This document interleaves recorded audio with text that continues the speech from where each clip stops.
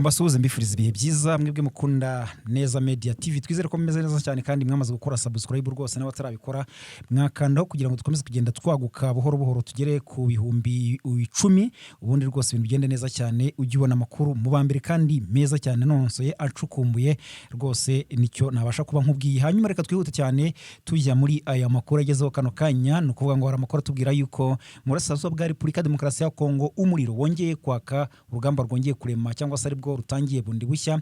Abantu bavuga bati noneho ibintu biraza kugenda bite kuko M23 kuva ifashe igice cyitwa ahitwa Kundondo hariya imurenge cyangwa se mu misozi muremure y'imurenge. Ahangaha rwose igikuba cyabaye nkaho gicitse mu ngabo za leta ya Kongo batangira kugenda bakora inama za hato na hatoya. Hari yabereye Uvira yihutirwa ndetse rwose bikanavuga ko yari yobowe na Jean-Jacques Purusi mu guverineri w'intara Kivu y'Amajyepfo ku ruhande rwa leta ya Kongo. Uyu nguyu binavuga ko akorera mu buhungiro kubera ko ngakenshi aba yibereye Bujumbura kubera gutinya amasasu ya M23 maze ijoro ryagira akaryitwikira akaza ahangaha Uvira. Rero nabandi basirikare bagiye komakomeye ku mpande cyangwa se muri ya coalition yose baba abo mu Burundi baba abo muri Wazalendo FDLR baba rwose abo muri P5 n'abandi bagiye batandukanye bagikoze inama ikomeye cyane yabaye n'ubundi ku munsi w'ejo niko amakuru avuga yabaye nyuma yari yabereye i Makobola naho hari hateraniye inama idasanzwe yaguye yo kugira ngo bigire hamwe icyakorwa kugira ngo bakikiza cyangwa se bakisubiza ibice ari kugenda bamurwa umusubirizo na M23 kubera ko ahangaha Kundondo M23 yahabakubitiye nabi cyane nyuma yuko inabambuye ibice byinshi birimo rwose za Chambombo birimo ibice hariya muri groupement ya Ziraro muri Kivu y'Amajyepfo n'ubundi muri territoire ya Karehe nabwo bahavuye bameze nabi cyane ku buryo abofisiye bivuga ko abofisiye bagera muri babiri bahasize umutwe harimo rwose n'uwitwa Major Oscar akaba ari Murundi. Hanyuma ntabwo ari gusa kuko harimo n'aba FRDC bagiye batandukanye bose bishwe n'abarwanyi ba M23 cyangwa se bamudahusha ba M23. Aha rero nakubwiraga ko hari amakuru mashya yihutirwa angezeho kano kanya ngomba kukubwira kugeza ubwo rwose wumva ko ibintu bitoroshye na gato. Hari amakuru avuga ko kugeza ubu hari ikintu gikomeye cyane FRDC imaze gukorera M23 bigenze bite cyangwa se byabereye hehe ni bigendanye n'iki. Hanyuma hakaba amakuru avuga ko rwose M23 nayo hari igikorwa cyangwa se operation ikomeye cyane yakoreye Iminembwe nyuma yuko FARDC yongeye kugahagaba ibitero bikomeye cyangwa se biremereye cyane. Muzi ko M23 nyuma yuko FARDC gabye igitero cya Sukhoi 25 minsi ishize ndetse rwose M23 ikaza kumera nkaho yihimura ari nabwo yafataga Kundondo byabaye nk'ibyutsa umujinya w'uruhande rwa FARDC na coalition yayo uko yakabaye batangira kugenda bashakisha uburyo bakongera kugaba ibitero bikomeye banifashisha amadrone. Aha rero Iminembwe bahahuriye n'imbwa yiruka kuko rwose M23 byabakoreye wavuga ko ari ibintu bikomeye cyane. Hari amakuru yandi tuza kukubwira yerekeranye n'imirwano n'ubundi rwose biri kuvuga ko mu bice birimo ibya Masisi rwongeye kwambikana. Hanyuma turaza kukubwira ibiri kuvugwa mu itangazo M23 yashyize ahagaragara ryihutirwa. Andi makuru yerekeranye n'ibiganiro biri kwera i Geneve mu Busuwisi rwose ibiganiro bikaba bikomeje kugenda bihuza bikomeje guhuza M23 ndetse n'ubutegetsi bw'Kinshasa ariko kandi bikaba bitari kuvugwaho rumwe kubera ko nyine hari kugenda hakomeza kubamo za kidobya nyinshi zishingiye ku mirwano ikomeje kubera ku kibuga cy'imirwano aho ubona yuko FARDC ikomeje kugenda igaba ibitero byihutirwa rwose banakoreshamo amadrone cyangwa se indege z'intambara. Aha rero M23 nayo ikananirwa kubyihanganira ikagenda basubiza umuriro mu buryo bukomeye cyane. Aha bavuga ko urugamba rukomeje kugenda rufata indi ntera ariko kandi ukumva yuko ngo ku rundi ruhande hari ibiganiro. Kugeza rero amakuru agaragaza yuko rwose M23 aho bita Kundondo yakoze akantu kugeza ubwo nta Muzalendo nta FDLR nta FDNB ndetse nta no FARDC uri kuharangwa bigaragaza ko urugamba rwose rwongeye kuba rubisi cyane. Amakuru rero atugiraho rwose reka tunagaruke inyuma gatoya. Igisirikare cya leta ya Kongo FARDC kirigamba yuko ngo cyambuye abarwanyi ba M23 ibice bitandukanye yari imaze iminsi igenda ifata kuko yari imaze iminsi ifata ibice kugeza ubwo mu cyumweru n'iminsi igera muri ine yafashe ibice birenga 10 harimo n'imijyi ikomeye kuko yafashe umujyi witwa Tushunguti. Ahangaha akaba ari muri groupement ya Ziraro hariya muri territoire ya Karehe. Ntabwo ariho gusa kuko yafashe n'ibindi bice bigiye bitandukanye yafashe rwose za Chambombo yafashe za Matare yafashe za Kishire yafashe henshi kugeza ubwo rwose abasirikare ba FARDC bagiye bimura ibirindiro ahenshi bamaze kugenda bahava bongera kujya gushinga ibirindiro kure yaho bari basanzwe baherereye. Ariko nakubwiraga kare nkubwira nti byatumye FARDC n'abambari babo bakora inama inama z'urudaca cyangwa se za hato na hato bareba uburyo bakora cyangwa se bashyiramo imbaraga yaba amaramforo yaba za minisiyo cyangwa se ibirwanisho n'ibindi bikoresho bitandukanye kugira ngo barebe ko bakongera tekinike ndetse n'ikoranabuhanga mu mirwanire yabo babe bareba ko hari igikorwa bakora cyatuma M23 igabanya ubukana ifite ndetse rwose iba yanarekura ibice bitandukanye yagiye ibambura. Aha rero FARDC yashyize hanze itangazo bavuga bati twambuye M23 babarwanyi rwose ngo bafashwa na RDF nkuko bo bakomeza kugenda babitangaza ngo twabambuye igice kirimo Cambombo Matere Kishire ngo muri Tetwari ya no muri Tetwari no mu bice byo muri Tetwari ya Karehe nkuko bo babitangaza. Bavuze ko ngo M23 cyangwa se ngo uyu mwanzi ngo yabashije guhunga ajya mu bice bya kure kugeza ubwo ubu ngubu ngo bari gutera intambwe kugenda bafata ibice cyangwa se ngo bambura ibice M23. Baravuga ko intego bamaze iminsi batangaza bari kugenda bazigeraho kandi ko ngo ibi ngibi biri kugaragaza inzira nziza ko kugaramoro n'umutekano muri Burasirazuba bwa Kongo kubera ko FARDC cyangwa se ubutegetsi bw'Kinshasa iyo butangaza yuko buri kugarura amahoro n'umutekano bo babyitiranye no kurwanya M23 mu gihe M23 yo rwose igisirikare cyayo cyangwa se ARC Armée Révolutionnaire Congolaise bo bavuga bati rwose ikiturwanisha cyangwa se gituma dufata intwaro tukarwana no kugira ngo turwane ku burenganzira bw'abanyekongo bakomeza kugenda bicwa bazira abo bari bo bazira ko bavuga ikinyarwanda ndetse n'indi mitegekere mibi ya Kisekedi.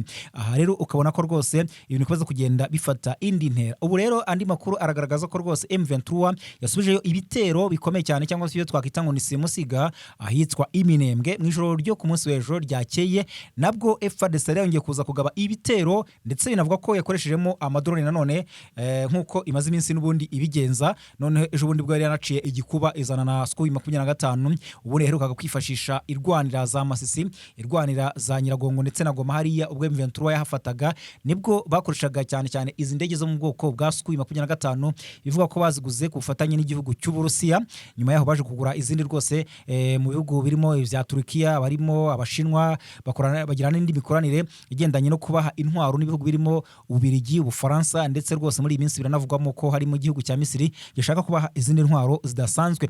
Aha rero rwose ubona ko M23 amakuru tugeraho agaragaza ko yakoze akantu cyangwa se agatendo hano Iminembwe yo ifatanyije na twirwaneho kugeza ubwo iyo coalition yose yakabaye muri iyi minsi narimo P5 ya Kayumba Nyamwasa basubiyeyo bakinagira nyuma yuko M23 ibashushubikanyije. Bivuga ko rero aho abenshi mu FARDC bari guhungira muri iyi minsi aho bari guturuka aho ngaho ku Ndondo aho bari guturuka mu Bijombo aho bari guturuka rwose aho ngaho za Minembwe n'ahandi hagiye hatandukanye bari gukora urugendo berekeza za Mitamba ngo bari kugenda cyangwa se bari kujya kwihisha abandi bakerekeza iyo ngiyo za Makobora muri iyi minsi bari kugenda banakorera inama za hato na hato zo kureba ko bakigarura cyangwa se bakigaranzura abarwanyi ba M23. Twihuta cyane M23 yashyira hanze itangazo yamagana ibikorwa by'ibitero biri gukorwa n'ibisirikare cya leta ya Kongo FARDC ndetse n'abambari bacyo barimo abarundi barimo Wazalendo barimo FDLR barimo rwose P5 n'abandi bafatanya ibikorwa bagiye batandukanye. M23 yashyize hanze itangazo ivuga ko ari ukwihanangiriza ubutegetsi bw'Kinshasa bukomeje guhonyora no kurenga ku gahenge ndetse no kurenga ku mahame y'ibiganiro no gukandagira nkana ibiri gushingirwaho mu kugira ngo bakomeze kuba baganira hariya i Geneve mu Busuwisi bityo bakagaba ibitero ku baturage b'inzirakarengane b'abasivile b'abanyamurenge. Ibiro bikaba biri gutambamira cyangwa se biri kuba intambamye n'imbogamizi mu kugira ngo ibigambiro cyangwa se amahoro ategerejwe abe yagerwaho. Bityo M23 ivuga ko umusaruro cyangwa se igisubizo kitezwe muri biganiro kidashobora kuba cyagerwaho mu gihe cyose ubutegetsi bwa Kisekedi bukomeje gukora ibidakorwa cyangwa se gukora ibikorwa bibi cyane byica rubozo ku baturage b'inzirakarengane b'abanyamurenge.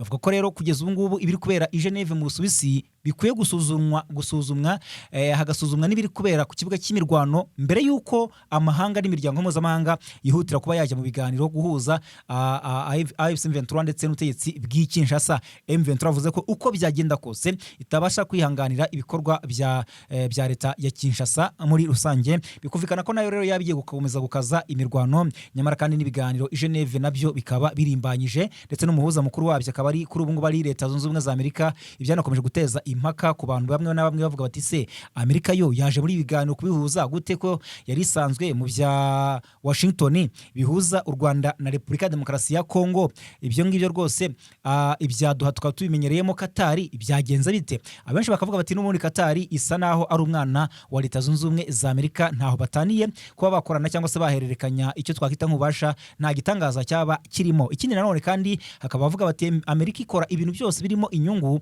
buri ishobora kuba ifite inyungu iri gutagatinga hano mu burasirazuba bwa Repubulika ya Demokarasi ya Kongo cyangwa se mu karere k'ibiyaga bigari muri rusange. Bityo rero bamwe bakavuga bati ibi ngibi nabyo bishobora kuba byakica inzira y'amahoro n'umusaruro utegerejwe muri ibi biganiro, kubera ko Amerika ishobora kubijyamo ikaba yashaka kubihuza n'ibyo isanzwe ihagarariyemo u Rwanda na Kongo, kandi rwose ibintu bitandukanye cyane kuko ibya M23 n'ibya Kongo bitandukanye n'ibya Kongo n'u Rwanda. Hanyuma mu gihe rwose mu yandi makuru ntabura kukubwira umugambi karundura w'igihugu cy'u Burundi mu gushaka gutera u Rwanda, nawo rwose wabashije kuba wajya ahagaragara. Hari ambasaderi w'u Burundi i Bruxelles mu Bubiligi yitwa Terence Ntahiraja, aravugwa mu bikorwa byo guhuza abarwanya ubutegetsi bw'u Rwanda baba muri kiriya gihugu cyo mu Bubiligi mu mugambi wo gushoza intambara ku gihugu cy'u Rwanda. Byagiye bivugwa kenshi bihuhiswa nyamara hari abari komeza kugenda bitoza mu ishyamba rya Kibira, inama za hato na hato i Bujumbura, izindi zikabera i Kinshasa, kubera ko na Kinshasa ivugwa muri uyu mugambi. Ahangaha bamwe bakavuga bati rwose nta gihamya, ariko kandi rwose ahangaha hari amakuru avuga ko uyu mugambi byashyizwe ahabona cyangwa se agaragara n'umuryango Focode biciye muri Ninahazwe Pacifique uyobora. Akaba rero hari mu kiganiro cyagarukaga ku iturika riheruka kwibasira ububiko bw'intwaro bwo mu kigo cya gisirikare cyitwa Kabaze, hariya ni ahitwa muri zone ya Musaga i Bujumbura. Muzi ko rwose hariya ububiko bw'intwaro bwahiye bugakongoka, ibitwaro binini cyane n'ibirasa mu ntera ndende byahiriyemo byose rwose. Ahangaha bikaba byarateje n'impagarara i Bujumbura ku buryo umutekano wakajiwe cyane, bibaza icyabaye bikayiberana, ku buryo bamwe bavuze bati cyaba ari igitero se cya Red Tabara, yaba se ari M23 wabya. Nyine batangira kugenda bakeka yaba se ari Guillaume Bunyoni kuko nawe ntavuga rumwe n'ubutegetsi bw'u Burundi, yaba se bagenda bakeka nyine aho umwuka mubi ushingiye hose, bavuga bati se iri turika ryaba ryaraturutse hehe. Ariko kandi nyine ubutegetsi bw'u Bujumbura bwo bwatangaje rwose ko ari umuyaga nkuba cyangwa se ari umuriro w'amashanyarazi wabayeho akantu gato y'akasirikwi, maze izi ntwaro zirashya zirakongoka koko, hapfa abasirikare ndetse n'abaturage b'abasivile, nabyo byaterujijo abantu. Aha rero kugeza ubu ngubu rwose muri iki kiganiro hasobanuwe impamvu nyamukuru zaba zaratumye habaho iryo turika. Bagendaga barisesengura barebera hamwe, banagarukaga bavuga bati rwose ntabwo byashoboka kuriya waba ari umuriro w'amashanyarazi gusa. Muri iki kiganiro rero byahishuwe ko burya kuva mu Kuboza cyangwa se mu kwa 12 umwaka ushize hari amakamyo menshi yari yikoreye intwaro, yari ari kugenda yinjira mu Burundi aturutse i Mombasa muri Kenya. Urumva, hanyuma ngo zimwe muri izo ntwaro zamara kugezwa i Burundi zikajyanwa mu gihugu cya Tanzania. Hanyuma uyu rero Pacifique Ninahazwe yavuze ko ngo no kuri uyu wa gatanu w'icyumweru gishize hari amakamyo nanone yongeye kugaragara abarirwa muri 20. Urumva, amakamyo 20 y'intwaro Uburundi bwari bwinjije imbere yo kuzijyana mu kigo cya gisirikare cya Mukoni, cyangwa se nyine ahazwi nk'ikigo cya gisirikare cya Mukoni. Rero baravuga bati nubwo bigoye kumenya impamvu izo ntwaro zigera i Burundi ziciye muri Tanzania hanyuma zikongera kuhavanwa zikajyanwa ku cyambu cya Tanga cyo muri Tanzania, bisa naho biri mu mugambi w'u Burundi wo gushoza intambara ku Rwanda, niko basesenguraga. Iyi mirimbanyi yavuze ko iby'uyu mugambi bishimangirwa n'amakuru yizewe yahawe n'abakozi ba ambasade y'u Rwanda, ambasade y'u Burundi i Bruxelles mu Bubiligi, yuko ambasaderi Ntahiraja mu nshingano yahawe n'u Burundi harimo guhuza ibikorwa by'abarwanya ubutegetsi bw'u Rwanda baba mu Bubiligi. Yavuze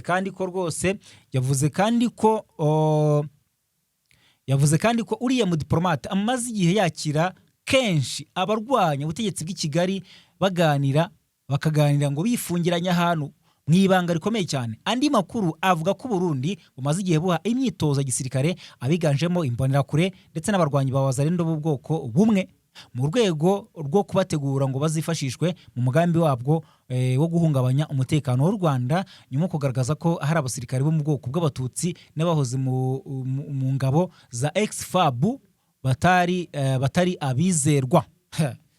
ngayo nguko mwabantu mwe ntago ibintu byoroshye na gatoya. Mu yandi makuru ntahabura kukubwira nuko mu gihe ibiganiro bya diplomasi hagati ya Leta Zunze Ubumwe za Amerika na Iran byari byitezweho kugabanya umwuka mubi byarangiye nta masezerano agezweho cyangwa se nta gitanzwemo umusaruro.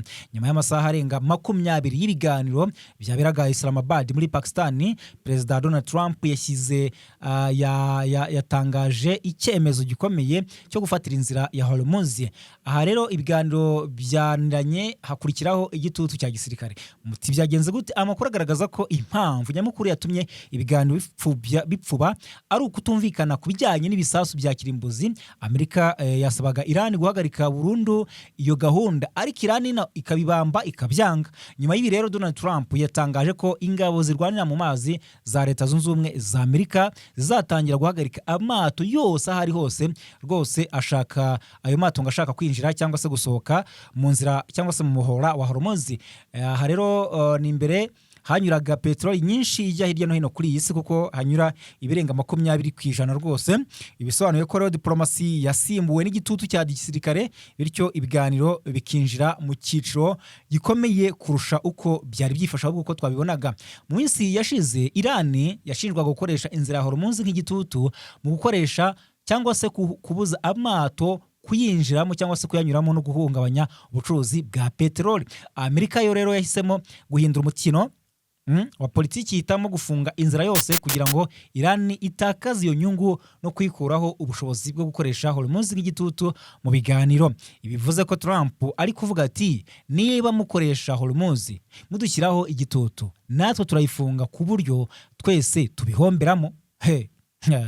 Hanyuma rero iyi nzira Hormuz ni inzira inyuzwamo hafi 20% bya petroli y'isi yose. Gufungwa kwayo rero byahise bituma ibiciro by'ikomoka kuri petroli byongera gutumbagira, kandi byari bimaze iminsi n'undi byaratumbagiye mwabantu mwe sinzi uko biza kugenda. Bitera rero ihungabana ku masoko mpuzamahanga ku isi yose, ndetse bituma ibihugu byinshi bigira ubwoba bw'ihungabana rikomeye cyane ry'ubukungu. Hanyuma rero ku ruhande rwa Iran, gufatira umuyoboro wa Hormuz bifatwa nk'igikorwa cy'intambara yeruye gishobora gutuma isubira mu buryo bwa gisirikare, nayo ikaba yakirwanaho cyangwa se yakwitabara. Biratuma rero amahirwe yo gusubira ku meza y'ibiganiro agabanuka cyane rwose, ayoyoka, ndetse bikongera ibyago by'uko intambara yakwaguka mu karere kose ka Middle East. Muri make rero icyemezo cya Trump cyo gufatira inzira Hormuz ahavuga ko amato yose ajya kwishyura Iran azajya afatwa, si icyemezo gisanzwe mu bya diplomasi, rwose ni gishyashya cyane. Aha rero intambwe igaragaza ko rwose ibiganiro byageze ku rwego rukomeye, aho amagambo asimburwa n'ibikorwa bishobora kugira ingaruka kuri isi yose. Mwabantu mwe ntabwo ibintu byoroshye hano mu burasirazuba bwo hagati. Reka rero mbashimire cyane, nshimire rwose buri umwe dukurikiye, mwebwe mwakoze subscribe, n'ubundi mukomeze kugenda mukanda haba atarabikora kugira ngo dukomeze kugenda twaguka twagera ku 10,000. Ubundi rwose mukomeze kujya mubona amakuru meza kandi ku gihe, mukomeze kugira ibihe byiza.